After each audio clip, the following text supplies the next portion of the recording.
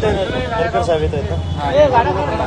गाड्या बाजूला रे, सगळ्या गाड्या बाजूला का बनवते?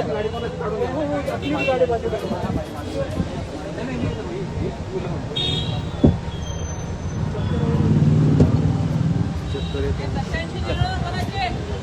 घ्या ना लोटत पुढे. गाडी साईडला करून घ्या.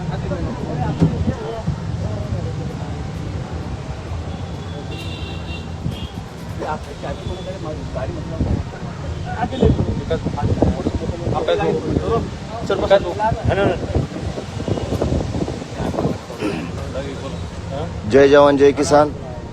या ठिकाणी शेतकरी पुत्र गेले मागील 5 दिवसापासून शेतकऱ्यांना न्याय मिळावा म्हणून अन्नत्याग उपोषण करतायत.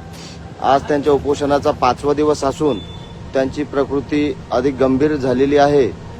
त्यांच्या नाकातनं रक्त येत आहे, रक्तस्राव त्यांच्या नाकातनं सुरू आहे. तरी या गाढ झोपलेल्या प्रशासनाला अजूनही जाग येत नाही. तरी या लाईव्हच्या माध्यमातून आम्ही या शासनाला आणि प्रशासनाला, पालकमंत्री असतील, कलेक्टर असतील, यांना विनंती करतो की या ठिकाणी मंगेश दादा यांना आणि तसेच महाराष्ट्रातील तमाम शेतकऱ्यांना न्याय द्यावा आणि त्यांच्या मागण्या मान्य कराव्या.